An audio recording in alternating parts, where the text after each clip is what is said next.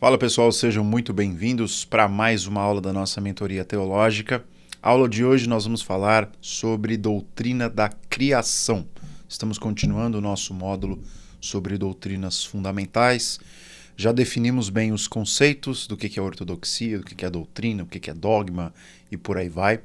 Já estudamos um pouquinho sobre a doutrina da Trindade, que é o pilar indiscutível e indisputável da doutrina cristã. Ninguém pode ser cristão e desacreditar na doutrina da Trindade, e ninguém pode ser cristão e desacreditar na doutrina da criação, como nós veremos na aula de hoje.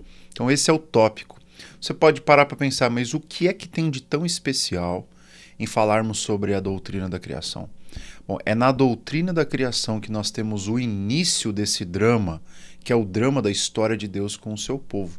E é na doutrina da criação que nós temos Deus preparando o palco para tudo aquilo que diz respeito ao ser humano, que diz respeito à natureza, que diz respeito à vida, à ordem, o propósito de todas as coisas existirem.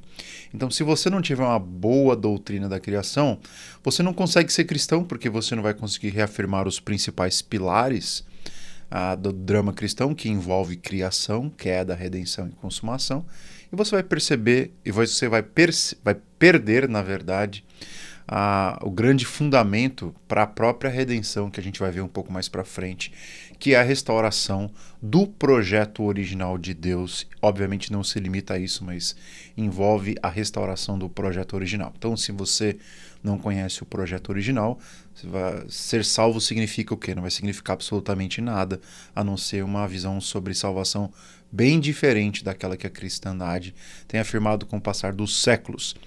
Sem mais rodeios, vamos lá. Vamos falar sobre doutrina da criação.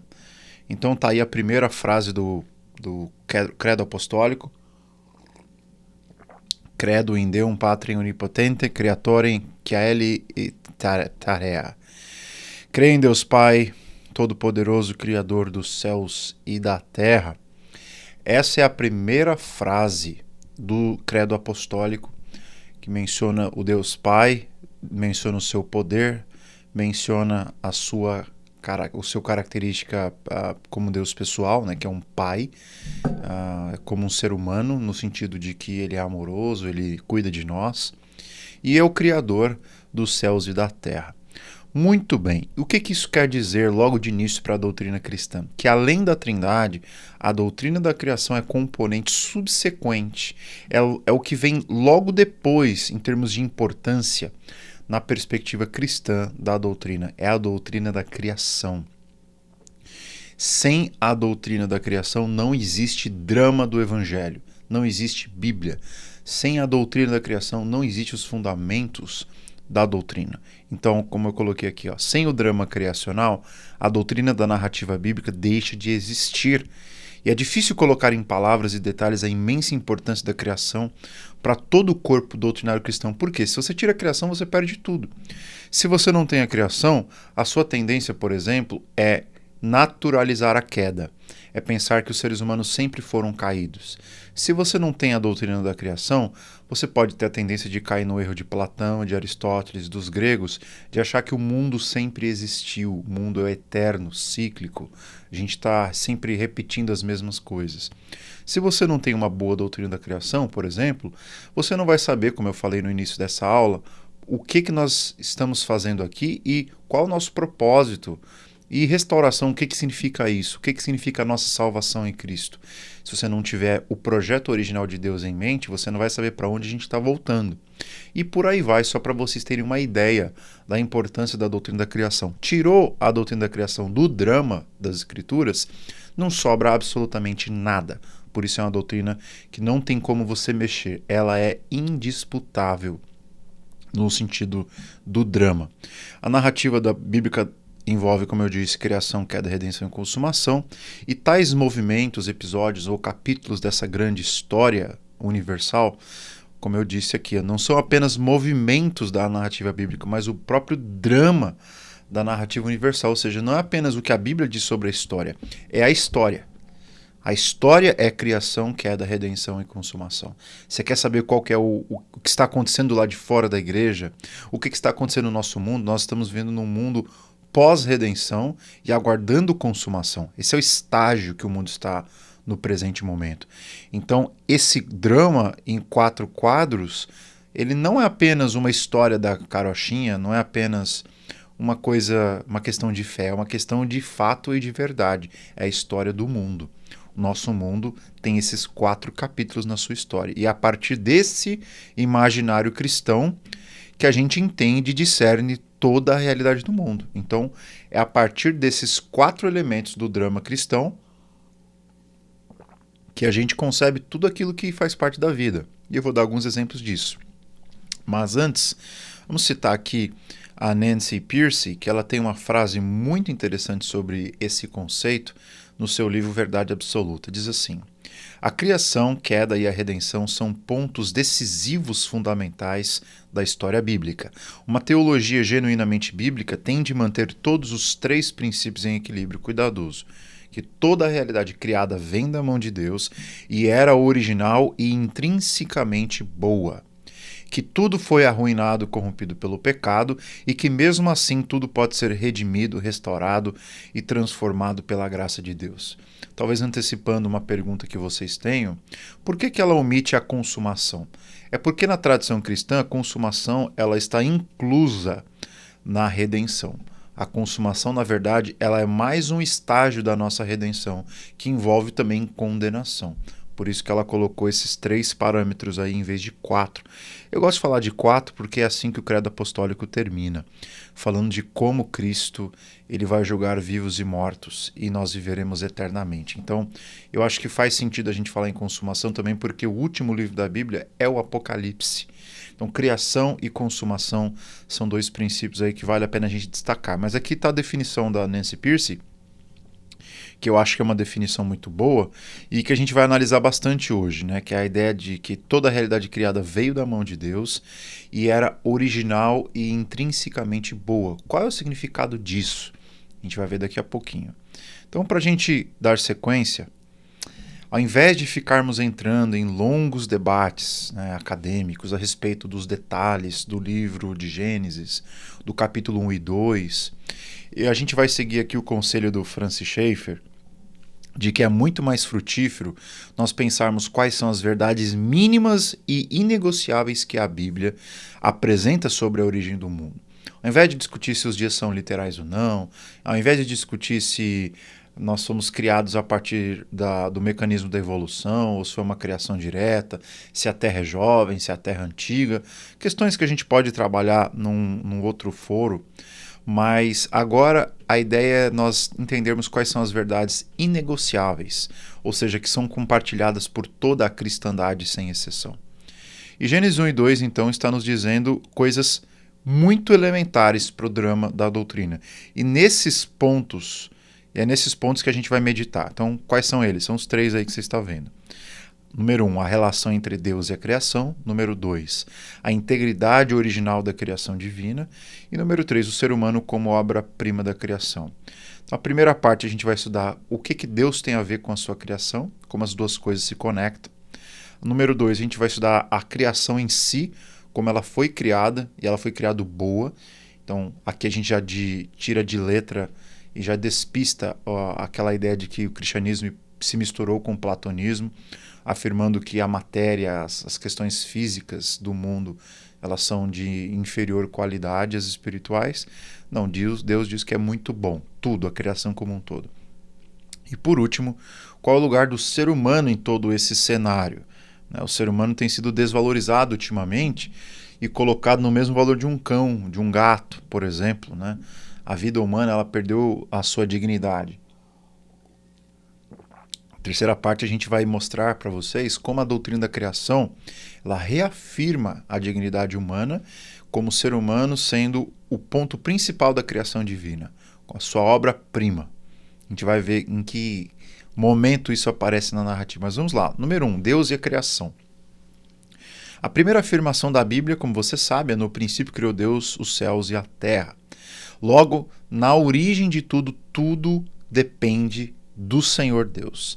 E a nossa fé ensina que por detrás de toda a grandeza desse universo está a inteligência criativa do nosso Deus.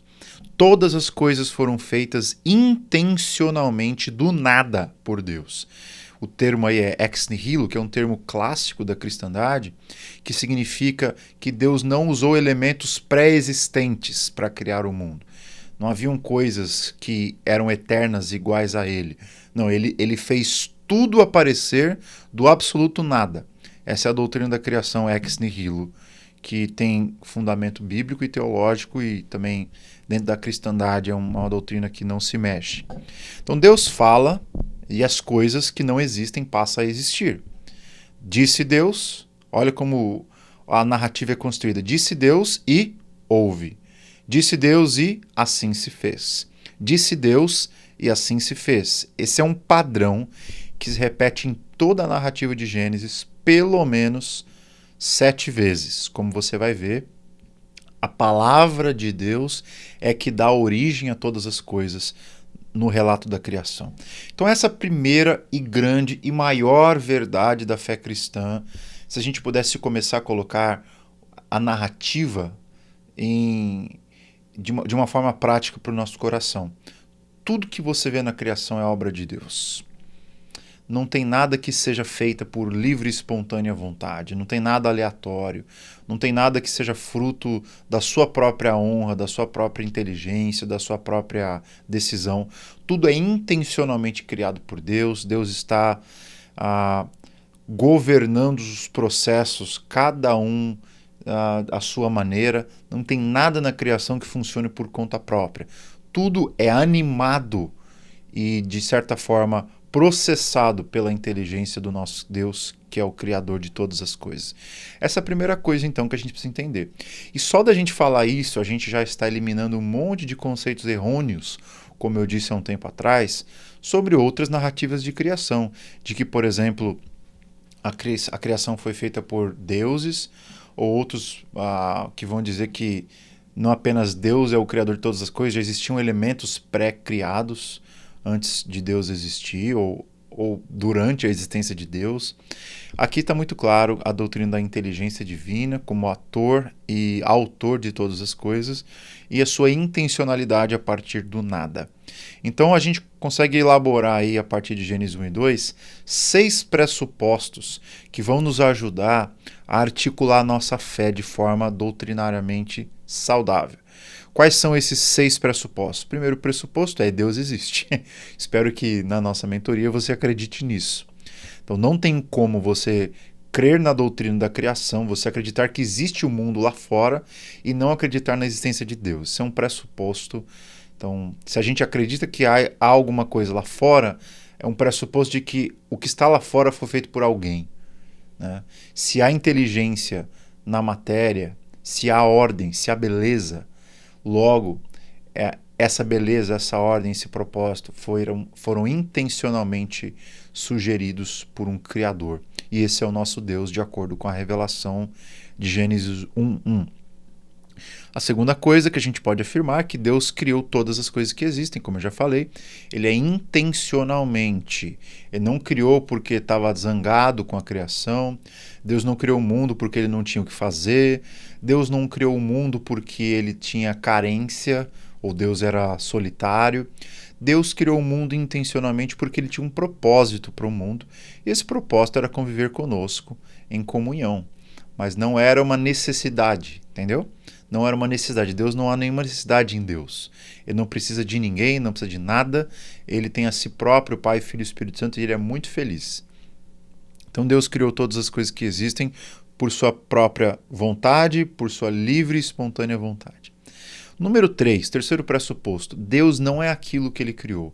O céu, a lua, as estrelas, os mares, o vento, o fogo, tudo isso que a gente vê na criação, isso faz parte da obra criativa de Deus, mas isso não pode ser traduzido como Deus.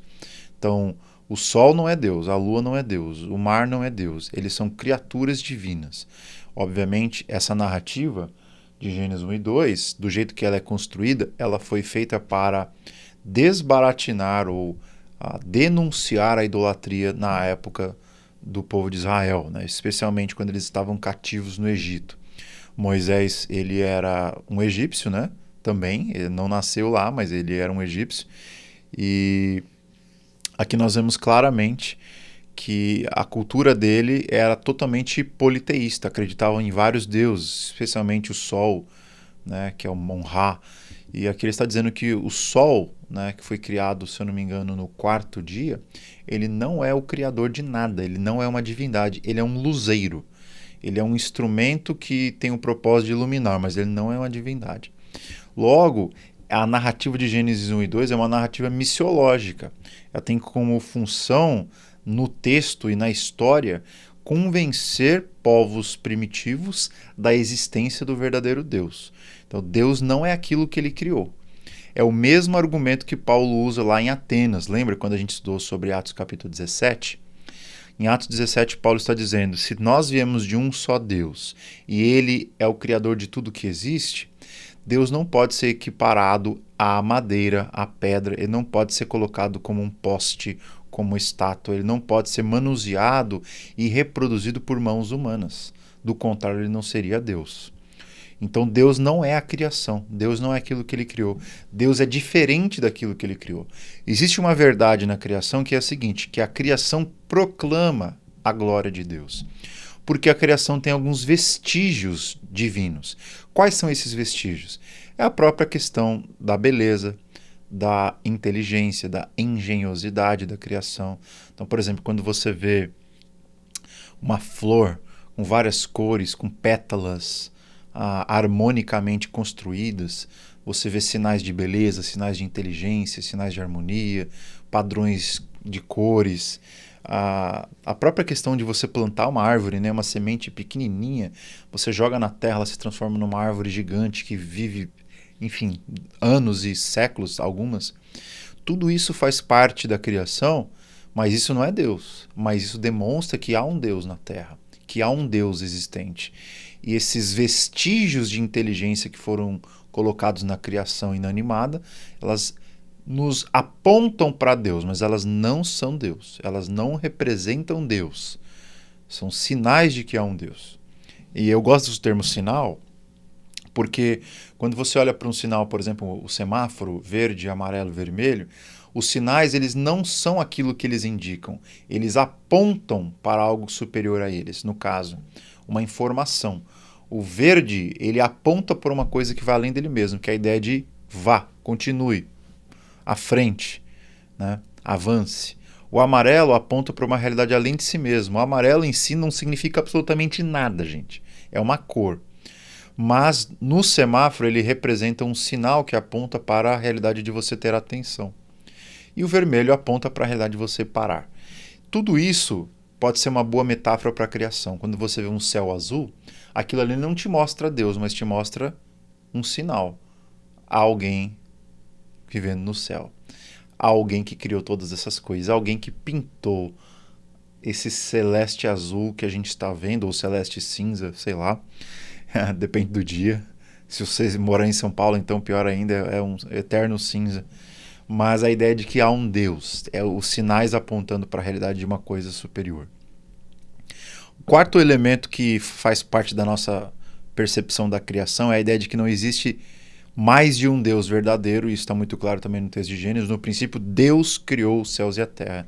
Não existem deuses, não existem deusas, não existem seres semideuses, não. Só existe o único Senhor e Deus verdadeiro, que é uma natureza só.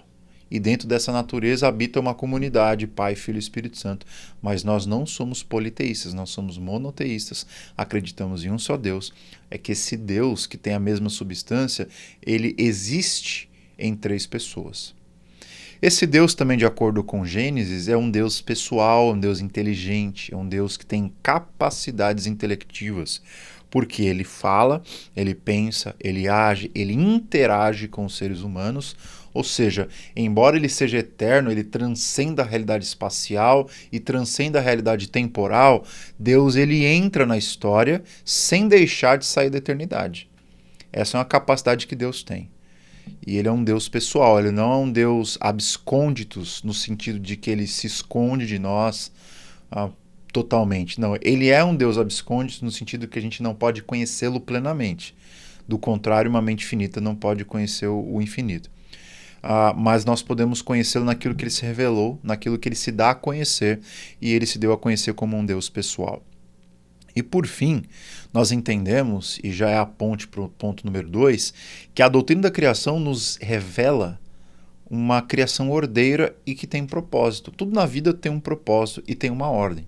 As plantas, para crescerem, elas têm que seguir uma ordem e elas têm um propósito. Elas têm data de validade. Elas têm data de início, data de desenvolvimento, data de morte. Da mesma forma os animais, da mesma forma as estrelas.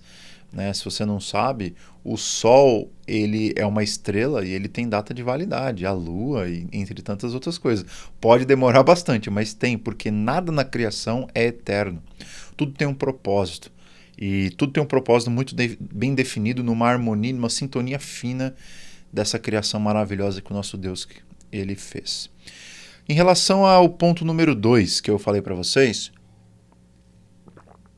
acho que a grande chave do drama da criação é que Deus criou tudo muito bom. Nada que Deus fez no princípio era ruim. Nada que Deus fez era ruim. Logo, Deus não pode ser autor do pecado, porque o pecado é uma coisa ruim, e logo o pecado não pode ser fruto ou engenhosidade do próprio Deus. O pecado ele tem origem na criatura caída e não no Criador bom e perfeito, nem muito menos na criação. Então, o pecado ele não pode vir das mãos de Deus, porque Deus só cria coisas que são boas. Logo, como eu falei para vocês, a teoria mais bem aceita durante a cristandade é de que o pecado ele não tem uma natureza. O pecado é uma ferrugem, é um fator externo que se enraiza na vontade de escolha contrária à vontade de Deus. Explica todas as coisas? Não, mas é suficiente para a gente entender o porquê que Deus pode não ser o autor do pecado e o pecado existir, entre aspas, mesmo não tendo uma substância. Bom, então a criação é muito boa. Algo novo para nós nos capítulos 1 e 2 de Gênesis é a afirmação de que tudo aquilo que Deus criou não é apenas bom, mas muito bom. Isso é interessante, que vai dar ensejo para o ponto número 3, quando a gente vai falar que o ser humano é a obra-prima da criação de Deus. Afinal, quando ele no sexto dia criou o ser humano, ele se referia muito bom justamente ao todo da criação, especialmente o homem como o topo dessa criação. O autor de Gênesis, aqui no caso, pelo menos o grosso do livro, foi Moisés, e ele relata a criação de 7 dias, organizando essa criação numa ordem de 1, 4, 2, 5 e 3, 6. Não sei se você prestou atenção nisso quando você leu pela primeira vez o livro de Gênesis, ou na segunda, ou na terceira, quarta vez, mas essa é a ordem da criação. A ideia aqui é a seguinte, que Deus cria os habitats e depois cria os habitantes. Então ele cria o ambiente, a atmosfera, ele cria o que a gente chama de environment, que ele cria o ambiente e depois ele cria os residentes. Se não estiver claro, olha esse gráfico aqui, vê se fica mais claro para vocês. Dia 1, Deus cria o dia e a noite. Dia 4, Deus cria o sol, a lua, as estrelas. Qual a conexão aqui? Que sol, ele habita o dia, luas e estrelas habitam a noite. Deus cria o habitat, dia 1, dia 4 cria o habitante. Dia 2, Deus cria o céu e cria as águas. Dia 5, que é o correspondente, aves para habitar os céus e peixes para habitar as águas. Habitat, habitante. Dia 3, Deus cria a terra, a porção seca do universo. No dia 6, ele cria os animais que rastejam e os seres humanos. Novamente, a lógica dos habitats e dos habitantes. E qual que são as duas coisas que a gente vê nessa construção? Na minha opinião, as duas coisas que nós vemos aqui é ordem e propósito. A criação muito boa de Deus, ela era muito boa porque tinha ordem e tinha propósito. Isto é, ela tinha uma estrutura boa e ela tinha uma direção boa em tudo aquilo que a estruturava. Então você tem as estruturas criacionais, céu, terra, água, peixes, animais de todas as variedades, e cada um deles é colocado no seu ambiente propício. Isso tudo é ordem, isso tudo é organização, isso tudo é governo, isso tudo é um telos, um propósito. O propósito das aves voarem os céus, o propósito dos peixes nadarem nas águas, o propósito dos animais terrestres rastejarem e por aí vai. Então, como eu coloco aqui, os 6 primeiros dias da criação formam um paralelo muito bem organizado. A. Deus criou o sol, as estrelas para o dia e a noite. B. Aves, animais marinhos para o céu e mares. C. Animais terrestres e os seres humanos para povoarem a terra. Temos então um refrão repetido algumas vezes, 7. E Deus viu que isso era bom, bem como 10 repetições de Deus disse e 10 haja, 7 e assim foi, bem como outros números. Obviamente, essa não é a forma como alguém escreve uma resposta a um pedido simples para dizer o que aconteceu. Por isso que o texto de Gênesis ele não deve ser lido pura e simplesmente como um texto científico, porque o texto não tem caráter científico no sentido de fazer uma descrição exata, histórica, no sentido historiográfico de como tudo aconteceu. Não, é uma declaração histórica, está dizendo como as coisas aconteceram, mas em uma linguagem que não é comum a nós. É numa linguagem, eu vou usar um termo aqui, fictícia, mas que era a maneira como eles contavam histórias naquela época, né? Traçando paralelos, usando figuras de linguagem e coisas desse tipo, que é no caso aqui o que a gente vê. Mas a narrativa é histórica. Houve um dia que Deus começou todas as coisas, que ele organizou a criação e por assim e assim por diante. Mas tudo isso é escrito de uma forma em Gênesis que não contempla o método científico da modernidade. Logo, você precisa fazer essa distinção aí. Então, o texto não é somente um tratado científico, é um tratado espiritual, um tratado missiológico. Ele foi escrito para convencer você de que Deus é o Criador de todas as coisas e que o mundo tem propósito, e as outras religiões da época que diziam o contrário estão erradas. Ainda sobre a integridade da criação, a gente destaca que aquelas discussões, os dias são literais, são 24 horas, são simbólicos. Como eu já disse, não tem problema você ter a sua opinião, mas na minha visão é perda de tempo a gente debater isso num módulo sobre doutrinas fundamentais, porque essas questões não são fundamentais. São questões secundárias que estão abertas a diálogo. Então, em vez de eu me ater a esses debates, que podem ser interessantes, mas não pelo momento agora, o importante é a gente saber que o que Gênesis nos mostra não é o mecanismo científico pelo qual Deus se serviu para criar todas as coisas, mas que o mundo que ele criou tem ordem e propósito, que eu estou repetindo a exaustão para você entender que essa é a polpa da doutrina da criação. É o fato de que o mundo criado por Deus não é um mundo bagunçado, não é um mundo desconectado, é um mundo que tem uma ordem, tem uma hierarquia, tem propósito. Ele está rumando para algum lugar. Então, um exemplo que eu dou aqui é: o mundo criado por Deus é como uma orquestra sinfônica, onde todos os instrumentos tocam em perfeita harmonia. Mas por que o autor de Gênesis decidiu narrar a criação do mundo dessa forma? Pergunta boa. O narrador diz que o mundo criado parecia, no início, sem forma e vazia. É um termo que quem vai começar a estudar hebraico logo aprende, que é o tohu vabohu. A ideia de que quando Deus criou o mundo, ele não tinha um formato, não tinha conteúdo, não tinha estruturas.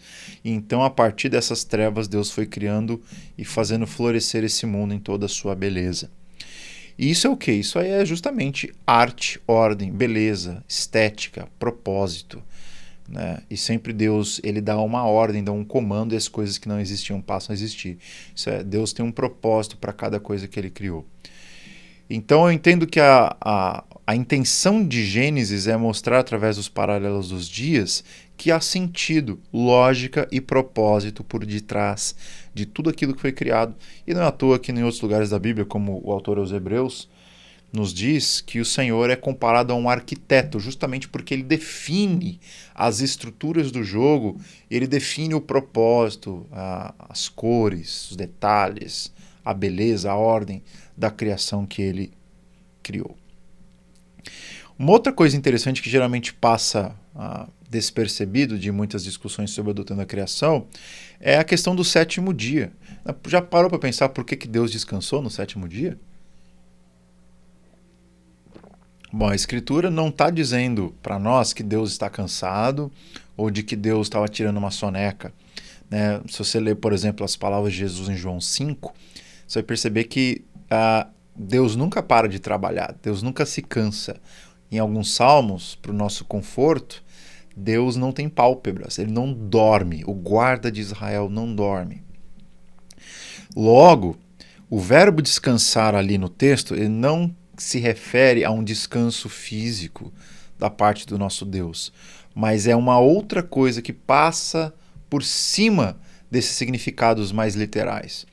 Então aqui alguns autores colocam essa interpretação, e eu tendo a concordar com ela, de que o Shabbat, lá do texto hebraico, representa a ideia de Deus celebrar a criação que ele terminou de completar.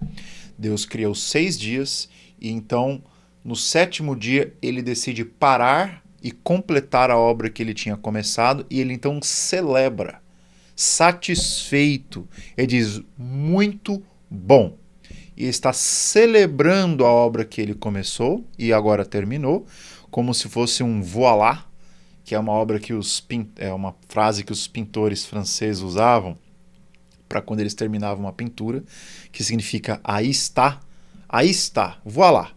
Aí está a obra que eu acabei de concluir. De forma semelhante, Deus se sentiu satisfeito com o que ele havia celebrado e celebrou, muito bom, voilá.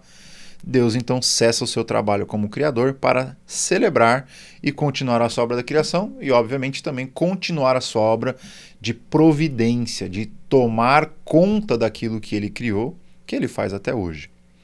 Portanto, para a gente concluir essa parte, Gênesis 1 e 2, em tudo, é maravilhoso e muito bom. Tudo que você vê, os animais, céus, terra, tudo é muito bom, tudo tem ordem, tudo tem projeto, tudo tem propósito, tudo tem um alvo bem definido. Logo, não existem sinais, pelo menos aqui em Gênesis 1 e 2, de morte humana. Existe morte animal e existe morte de plantas. Não é porque o texto não fale isso que a gente não possa deduzir isso. Por quê? Os seres humanos foram criados com a capacidade de viverem eternamente. E isso foi até oferecido para os seres humanos lá no início. Eles decidiram desobedecer a Deus e então, por causa disso, veio a morte. Porém, dentro da narrativa da criação, a gente vê que plantas, animais, eles sempre foram condicionados à morte desde sempre. Até porque, e aqui diferente do platonismo e do neoplatonismo que a gente recebeu por Plotino, a criação, a eternidade da alma, a imortalidade da alma não é um atributo da criação. Grava isso que eu vou falar para vocês. A imortalidade da alma não é um atributo da criação, é um atributo único e exclusivo de Deus. Apenas Deus é imortal. É isso que diz o apóstolo Paulo, por exemplo. Ao único que é digno de receber toda a honra, ao Rei eterno e imortal, o único que possui imortalidade. Se eu não me engano, Paulo diz isso lá em Timóteo. Ou seja, quando o ser humano ele recebe o presente da imortalidade, seja para viver com ele eternamente no céu ou com ele e sua ira no inferno eternamente, essa eternidade, essa imortalidade é concedida, é delegada, é como um dom, não é uma coisa que ele tem por si próprio. Logo, nós não vemos aqui sinais de morte humana, pobreza, de injustiça, escassez, decadência, não vemos carnificina, malícia, ódio, arrogância, destruição. Não há nada dessa natureza na criação. A criação é boa, a criação é ordeira, tem propósito. A criação ela é um deleite para todos e não um motivo de tristeza. Tudo está em equilíbrio, funcionando de forma belíssima. A Bíblia sempre diz que Deus é bom, logo tudo que ele cria também é muito bom. Então, é com essa visão originalmente e intrinsecamente boa que a gente tem que começar a pensar sobre a fé cristã. Que o mundo, ele não é um mundo ruim. A estrutura do mundo, céus, terra, criação, essa terra que nós pisamos, isso tudo aqui é bom. Porque saiu da mão de Deus. Se saiu da mão de Deus, ainda é originalmente bom, mesmo que tenha passado por um processo de contaminação por causa do pecado, ou mesmo que esteja sendo colocado sob júdice pelo governo humano opressor, a criação divina continua sendo originalmente boa, logo nós temos que tratar este mundo que Deus criou com honra e com dignidade. Certo? Óbvio que tem muito mais coisa que a gente poderia falar sobre isso, mas a gente não tem tempo e também nem é o motivo. Agora vamos falar sobre a parte principal da criação, que é o que o autor acaba gastando mais tempo, mais tinta, que é a relação que Deus tem com o ser humano, como Deus cria o ser humano, de que tipo de essência é feito o ser humano, qual o seu propósito, enfim. E essa é a nossa segunda busca. Quem é o ser humano? De acordo com os 2 primeiros capítulos da Bíblia, o homem e a mulher são obra-prima da criação de Deus. O ser humano não é produto do acaso, nem da sua espontaneidade, nem da sua autoevolução, nem da sua aleatoriedade, ou seja, apareceu por algum mistério. O texto sagrado revela que os seres humanos são criaturas feitas à imagem de Deus. Essa é a grande doutrina antropológica da criação. A doutrina da Imago Dei. A doutrina de que Deus, ele parece conosco, em alguma medida. E, obviamente, os teólogos vão debater que tipo de semelhança que nós temos com Deus. Existem pelo menos 4 escolas. A escola que interpreta a imagem de Deus no aspecto funcional, que eu vou falar daqui a pouco. A segunda escola, que vai interpretar a imagem de Deus como sendo uma questão essencial, que tem a ver com a nossa constituição humana. A escola relacional, que diz respeito ao aspecto relacional de Deus e do ser humano, diferente dos animais.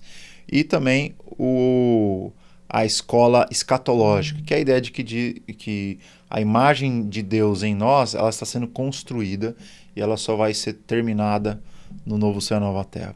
A minha opinião é que os 4 estão certos.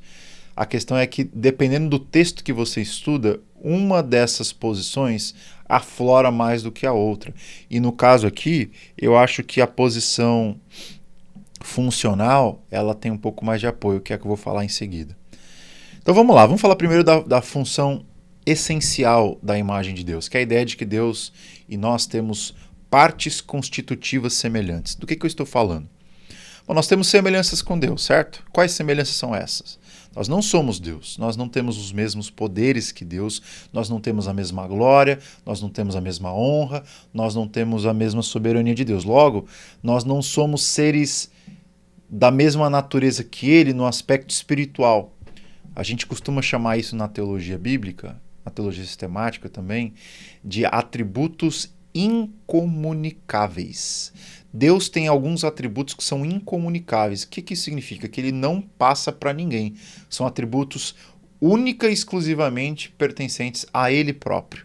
Então Deus, ele é trino, Deus, ele é simples, Deus é imutável, Deus, ele é onipotente, onisciente, onipresente, e nós não temos condições de ser semelhantes a Deus nesses quesitos. Porém, nós podemos refletir a Deus em outros quesitos, que são os quesitos pessoais de Deus. São os aspectos que têm a ver com a personalidade divina. Quais são eles? A inteligência, a criatividade, a moralidade, a bondade, a justiça, as nossas emoções, beleza, governo, entre outras coisas. Ou seja, usando os termos de Aristóteles, cristianizado pelo Tomás de Aquino, são os aspectos intelectuais de Deus que nós recebemos do Senhor. Então, esses são os vestígios de Deus, da sua imagem em nós. São as dimensões intelectuais do ser humano como um ser pensante, do ser humano como um ser que raciocina, do ser humano como um ser que tem administração sobre a constituição de si mesmo. Ele pode ser criativo, ele tem moralidade, ele tem critérios, ele interage, enfim, tudo que tem a ver com o aspecto intelectivo do ser humano. Então, interpretando o texto bíblico Gênesis 1 e 2, especialmente o relato da imagem de Deus, que é o 26 e o 28, ser criado à imagem de Deus significa que somos representantes administrativos de Deus na terra criada. Esse é o segundo elemento em discussão pelas escolas que estudam Imago Dei, que é o aspecto funcional. A gente estudou o aspecto essencial, que é esse que eu falei, que é o aspecto da dimensão constitutiva do ser humano. O ser humano, em essência, tem muita coisa parecida com Deus no aspecto intelectual, de pensar, de decidir, de escolher, enfim. Nós também temos uma similaridade em relação aos nossos papéis, por isso essa escola chama-se escola funcional. A escola funcional da Imago Dei diz que nós somos representantes de Deus na Terra, e segundo eles era a esse tipo de informação que a narrativa de Gênesis ela queria nos ensinar. Então, por exemplo, de acordo com os especialistas na língua hebraica, a palavra imagem, tselem, ela é utilizada para se referir a construções de imagens régias. Pensa aí num Deus antigo, né, da antiguidade, um Ra, por exemplo, dos egípcios. Ele tem que ter os seus representantes na Terra. E essas representações eram feitas por meio de imagens. Ou seja, não é nada novo esse negócio de construir imagens para deuses. Os deuses construíam imagens. Naquela época, os faraós também construíam imagens de si mesmos. Você já viu, por exemplo, aquelas imagens de um faraó sem o nariz e coisas do tipo, né, que tem no Egito até hoje. Então, os faraós construíam imagens régias. Régias porque vem de reais. A ideia de serem imagens do rei, imagens da realeza. Essas imagens eram construídas para você entender que naquele local existe alguém reinando. Então, quando você olha para a imagem, você automaticamente reconhece alguém reinando naquele lugar, por causa da estátua régia que foi construído. E a conclusão, então, aqui que eu ponho é a seguinte: embora naquela cultura, especialmente cultura babilônica e egípcia, os reis não podiam estar fisicamente presentes em todos os seus domínios, eles estabeleciam imagens reais de si mesmo por todo o reino, a fim de lembrar o povo acerca da sua autoridade. Imagina que o faraó de uma determinada cidade ele viajou, e aí então deixava algumas imagens régias espalhadas por todo o seu reino para lembrar o povo que o rei pode ter saído por um tempo fisicamente, mas o governo dele permanece. A autoridade dele permanece na nossa terra. E da mesma forma, usando a mesma figura de linguagem das imagens régias, a Imago Dei representa para nós o fato de que os seres humanos foram criados por Deus para serem representantes de Deus em toda a sua criação. Então, por mais que o mundo não consiga ver Deus a olho nu, e nem é possível, eles conseguem ver a nós, eles conseguem ver os seres humanos. E não apenas os cristãos, mas todo ser humano, em alguma medida, representa ou sinaliza Deus ou o governo de Deus na Terra. Não apenas os cristãos, mas os cristãos têm uma função especial nesse plano, porque nós somos os herdeiros e nós somos os embaixadores da redenção, e é no Evangelho que a gente sinaliza o reinado absoluto de Deus espiritual, que é o reino de Deus escatológico, cumprido na pessoa do nosso Senhor Jesus. Então existe uma participação dos incrédulos nisso também, sem eles saberem. Eles estão anunciando o reinado de Deus na terra quando administram bem a sua casa, quando administram bem os negócios, quando cuidam bem dos peixes, dos animais e tudo mais. Mas o anúncio maior do reinado e da autoridade de Deus é dado no Evangelho. Por isso que esse termo real, embaixador, arauto, é usado com frequência pelos autores e pelos apóstolos do Novo Testamento. Então, o que eu quero dizer com essa terceira visão sobre a criação, que tem o ser humano como um aspecto essencial? Que Deus criou você e a mim como seus representantes oficiais, para que pudéssemos exercer governo sobre todos os animais e sobre todas as plantas e sobre toda a realidade criada feita pelo próprio Deus. Isso, obviamente, né, é denunciado quando nós vemos a destruição, né, no mundo, ou algumas formas de governo, como versões do capitalismo que drenam e sugam a criação de forma abusiva, ou outras formas de governo que são opressoras à criação, não apenas o capitalismo, que tem produzido uma série de catástrofes, uma série de descompassos na criação.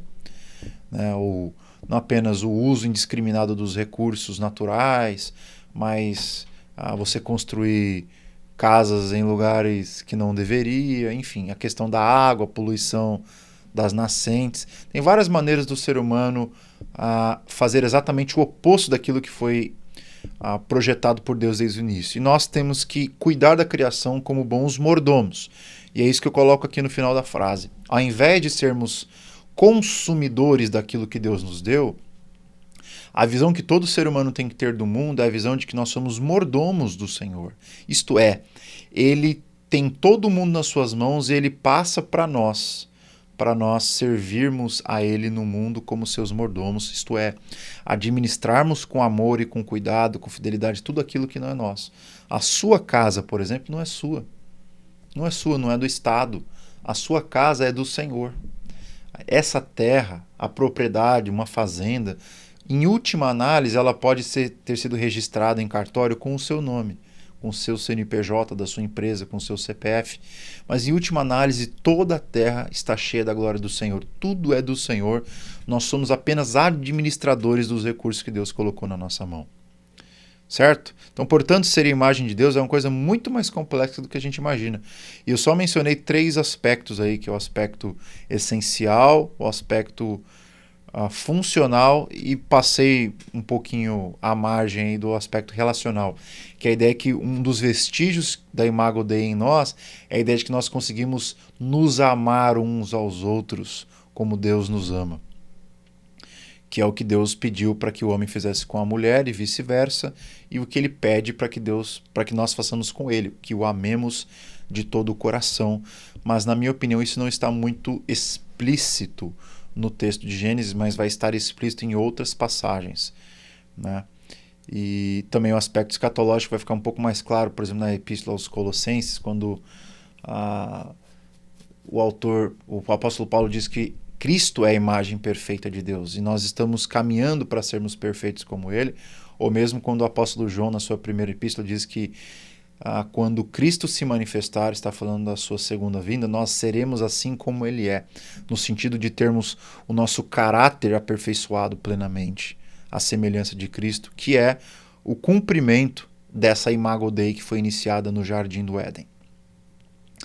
Logo, imagem de Deus é algo complexo, envolve nossa identidade em relação com Deus e o nosso próprio sentimento de propósito no mundo. Então nós temos um propósito. Nosso propósito no mundo, de forma mais genérica e geral possível, é de sermos mordomos de Deus na criação. E identidade, temos vestígios divinos dentro de nós e os animais não têm isso. Os animais não têm isso. As plantas não têm isso. As montanhas não têm isso. Os céus não têm isso. Embora esses tipos de características e adjetivos são colocados às vezes nos Salmos para identificar isso, né? Como que a criação estivesse falando conosco e nos ensinando a respeito de Deus, a criação ela não tem a dignidade do ser humano. E é isso que o Senhor Jesus confirma lá no Sermão da Montanha, dizendo que nós valemos muito mais do que os pombos, do que os lírios. Ali no caso ele fala tanto dos animais quanto da criação inanimada como um todo. Logo, você vale muita coisa, viu, cara? Você vale muito, você é digno. E é a doutrina da dignidade humana que fez com que o cristianismo colocasse o Império Romano de cabeça para baixo. Porque as religiões pagãs, elas não entendem o ser humano à luz da dignidade original da Imago Dei. Eles enxergam o ser humano como uma coisa qualquer. E é por isso que os cristãos eles lutam contra o aborto, eles lutam contra o infanticídio, eles lutam contra qualquer tipo de opressão contra crianças, contra mulheres, contra idosos, enfim, contra negros. Nós somos aqueles que são a favor da vida em todas as instâncias, porque nós cremos na dignidade de todos os seres humanos. Um mendigo, por pior que seja, um drogado, por pior que seja, uma pessoa que, enfim, cometeu crimes, por pior que seja, ela ainda carrega a imagem de Deus em si mesma. Logo, ela tem a sua dignidade e ela precisa ser tratada com base nessa dignidade. Isso é um princípio altamente evangélico que nós não podemos deixar de salientar quando a gente fala sobre a doutrina da criação, que é a teoria não, que é o fato de que nós somos seres humanos criados por Deus, logo temos uma dignidade impressa em nós por implicação. Então, em outras palavras, se você ler bem Gênesis 1 e 2, o que você tem ali? Uma antropologia bíblica. Antropo termo grego para ser humano, logia, estudo. Então, o que é o ser humano na perspectiva bíblica? O ser humano, ele tem essencialmente 7 marcas. No sentido dele ser imago Dei, no sentido dele estar em relação com Deus, no sentido dele ser esse mordomo de Deus, a gente pode falar também de 7 marcas do ser humano, ou 7 traços do seu ser, que são esses que eu coloquei aqui. Eu trabalho um pouco mais em detalhe no artigo que eu vou colocar lá no Telegram para vocês, que eu escrevi sobre a doutrina da criação. Então depois você dê uma lida lá. Mas aqui eu coloco que os seres humanos são essencialmente religiosos, homo religiosos. O que é isso? Calvino fala muito sobre isso. Que o ser humano ele tem a centelha divina. Que o ser humano ele tem esses sensus divinitatis, ou seja, Deus implantou a semente religiosa dentro do coração humano. O ser humano não consegue se satisfazer em nada que seja da sua própria natureza. Um casamento, uma profissão, os estudos, os livros, a sabedoria, as riquezas, os bens naturais, nada disso é capaz de trazer alegria e deleite para o coração humano de forma plena. Somente quando o ser humano começa a regar essa semente espiritual do seu coração, que ele consegue encontrar um pedaço dessa felicidade que está escondida, que é o próprio Deus. Então, o ser humano como um ser religioso é algo chave na nossa antropologia bíblica. Além disso, e casado com a primeira ideia, a ideia de que o objetivo primário do ser humano, a despeito dos objetivos secundários, né, de criar filhos, fazer fazenda, trabalhar, enfim, ajudar o próximo, ser mordomo da criação. Tudo isso é verdade, mas o objetivo final do ser humano é o seu objetivo espiritual, que é a glória de Deus e buscarmos a nossa alegria nele. Terceiro, somos seres essencialmente morais, porque nós fazemos escolhas, e nós fazemos escolhas boas e escolhas ruins. E logo os seres humanos eles funcionam meio que necessariamente a partir de leis. Leis que estão impressas no nosso coração pelo próprio Deus, como disse o apóstolo Paulo, a respeito dos gentios, e leis que estão fora de nós por um código feito por homens. Então nós precisamos de leis para nos organizarmos enquanto seres humanos. Isso é um traço da nossa antropologia. E como a gente sabe isso? Porque lá no jardim Deus estabeleceu leis. Isso você pode comer, isso você não pode comer. Esses são os limites da terra, esses são os limites dos animais, é assim que você tem que tratá-los, é assim que você tem que tratar a sua esposa. O ser humano é um ser essencialmente moral e quando ele tenta abrir mão da sua moralidade, ele vai ser moralmente ruim, porque não existe neutralidade moral. Quarto, somos seres sexualmente macho e fêmea. Não existe um terceiro sexo, um terceiro gênero, somos macho e fêmea. E é assim que Deus nos criou e disse muito bom. Todas as vezes que o ser humano tenta travestir essa criação original de Deus, esse propósito heterossexual, é uma espécie de distorção da criação. Então, somos macho e fêmea, qualquer forma de androgenia ou tentativa de reinventar os sexos é uma forma de idolatria, ou seja, de tentar ser Deus no lugar de Deus. Número 5, fomos criados para os relacionamentos, somos seres relacionais. Né? Diz, não é bom que o homem esteja só, far-lhe-ei uma auxiliadora que lhe seja idônea. O ser humano não consegue viver sozinho, ele depende de outras pessoas para sobreviver. Eu gosto muito daquele filme do Náufrago, ele mostra muito bem essa realidade. Quando o ser humano se sente isolado, ele tenta personificar objetos. Isso acontece muito com pessoas que ficam na cadeia, solitárias. Você começa a conversar com ratos, com animais. É incrível como o ser humano é um ser altamente dependente de outras pessoas e, ultimamente, dependente do próprio Criador. Número 6, o ser humano também é um ser artesanal. A primeira coisa que Deus faz depois de criá-lo não é dar-lhe uma mulher, é dar-lhe trabalho para fazer. Então, o trabalho precede o relacionamento. O trabalho é uma coisa que está intrinsecamente ligado ao ser humano enquanto um ser que produz, assim como o Senhor que o criou. Deus nosso Pai e Pai de nosso Senhor Jesus Cristo é um Deus criador.